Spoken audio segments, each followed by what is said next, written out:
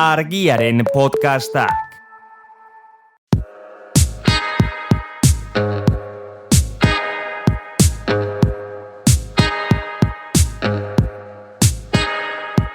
Etxerako lanak, Mikel García Iriak ezen podcasta.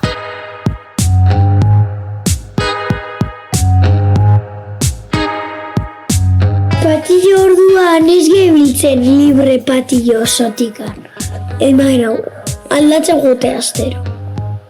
LH5 futbol kantxa, orduan bai. LH6 eskualoi kantxa. LH bat eta LH2 aterpian eta LH3 pinponeko mailan, adibidez. Orduan gero ikute astero, pum, aldatzen. Libre bali mazan, 5.000 ume futbolean ibiltzen. Hori bai, horriblia izango zen. Zoa jende pila bat egongo zen.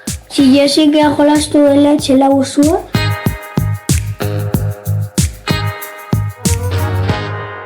Lurrek garbi du, libre utziz gero horriblea izango litzateke, 5.000 ume batera futbolean.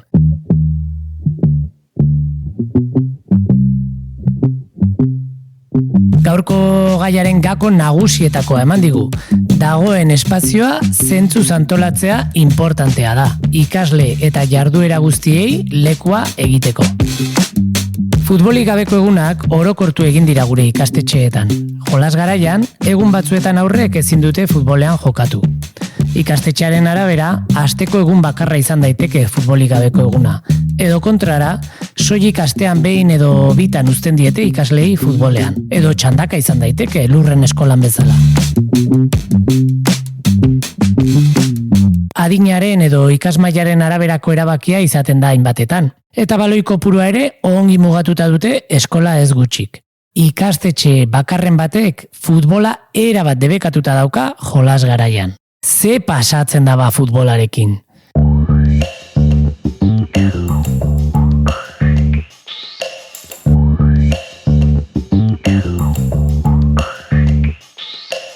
Ezaugarririk nabarmenetakoa da protagonismo larregi duela maiz.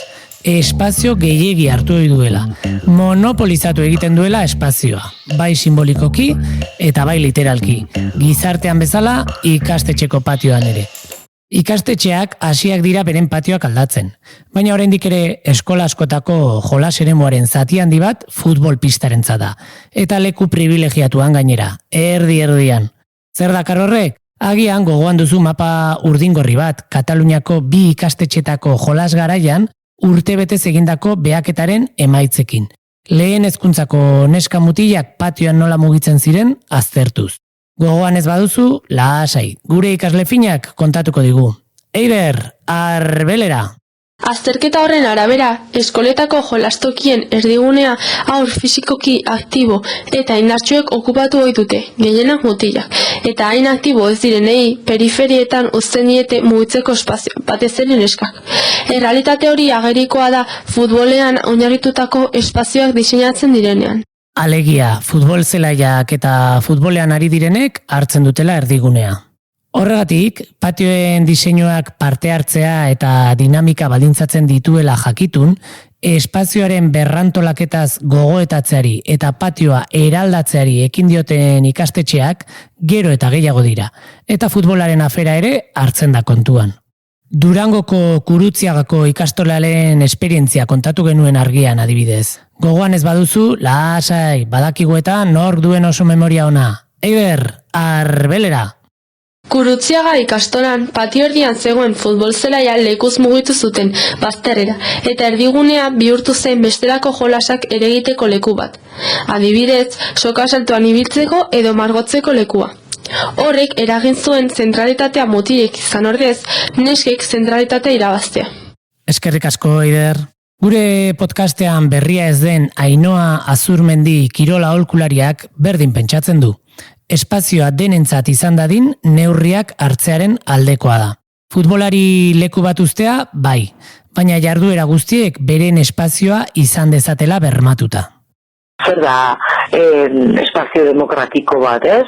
Inklusioa sustatzen duena, eta baita ere nik uste kreatibitatean pentsatu behar dela, korputzaren atal ezberdinak garatzen laguntzen duna, psikomotrizitate fina eta lodia espazioen arakaketan, ez?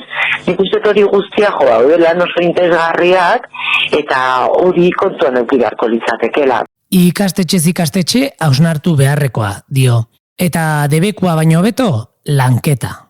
Jolas librea hori ere arautu behar dugu, baina egia da, nolabait baldintza dura dago ere bai gizartean gertatzen dian, ez? Genero harremanak, nahiak, gustuak, orduan hori ez da objektiboa ez da ere, orduan, pentsatzen duk, zer egingo dugu, eta nik uste zentro joan barko litzatekela oso zaila dela, ez dakit ez, arau bakar jartzea guztientzat, jarrai bide berdinak ikastetxe guztientzat, ez?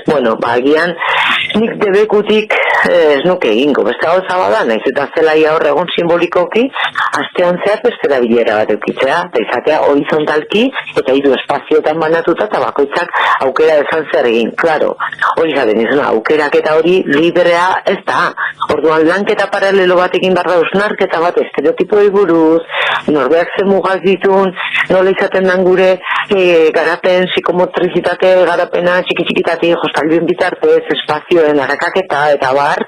Lanketa ikasgelan bertan, estereotipo ez, jolas eremu ez, futbolaz, lanketak gainera ekosistema osoa hartu behar du kontuan, dio, ez eskola bakarrik, baita herria ere, edota eskola kirolaren beharrak adibidez. Eta jolaserako alternatibak eskaini, edo behintzat askotariko alternatibak egon daitezela patioan. Bestela, joera delako eroso sentitzen garen horretatik ez irtetea.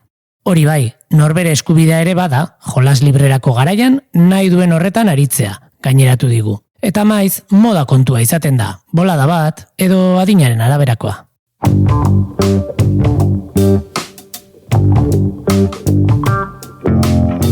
Albo kalteren bat edo beste leporatzen diote futbolari. Liskar Iturri omen da.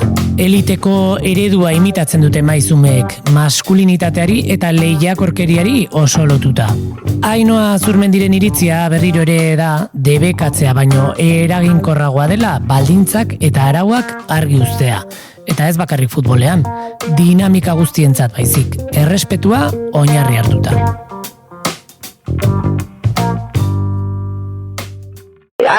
Debekatuko dugu, liskarra sortzen dialako, maskulinitate hegemonikoa kopiatzen ari dialako, ez? Eta beraien artean, horrelako agresibitatea eta ateratzen zer. Ez, eskiaian, lana aurretik da.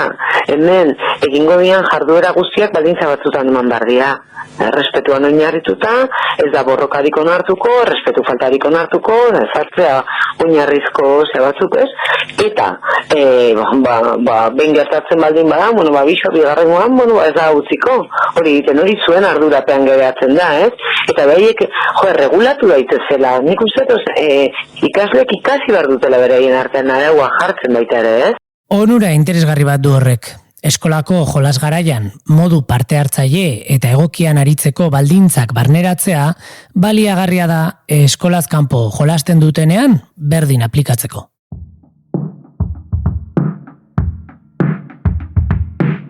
Venga, beste albo kalte bat jar dezagun jo puntuan. Futbola bazterketa iturri? Mutilen artean, sozializazioan rol importantea jokatzen du futbolak, ezin daukatu. Adin batzuetatik aurrera, berehala konturatuko dira, estatusa ematen duen kirola dela, gustuko izatea eta gainera ona izatea, pagotxa dela laguntaldean.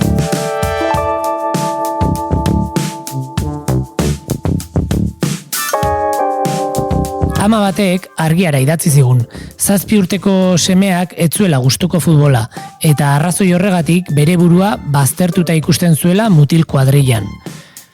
Zertan gabiltzan eroso, zer egiten dugun erdi behartuta eta zergatik, noiz sentitzen garen alboratuta, hori guztia ere landu behar dela dio Ainhoa Zurmendik. Hezkuntza emozionalaren parte dela. Eta aurrei lagundu egin behar diegula beren autoerrealizaziorako jarduerak bilatzen eta aukeratzen. Garbi du Ainhoak, Hartu denbora eta eman tresnak, eman boterea, eman ardurak aurrei eurei. Azken puntua, aurren ahalduntzeari eskainiko diogu. Arazoa da, saiatzen genien dandana helduok regulatzen, eta arautzen. Zer egin nik uste, hau gizartaren isla ere bada, baina nik uste, gaztei botere ematea denbora eskatzen du, eta beraiei hezkuntza emozionala handia, iniziario aukitzea, eta hausnarketa sustatzea, eta denbora, hori denbora da. Igual, beraiek erabakiak hartzeko eskatzen du. Hasteko, irakasleok beraiek aukitzea gaitasuna, eta hausnartzeko, ikuspegi kritiko aukitzeko, eta eroso sentitzeko, boterea uzten neskamutilengan, eta denbora eskaintzea, hori guztia indartzen.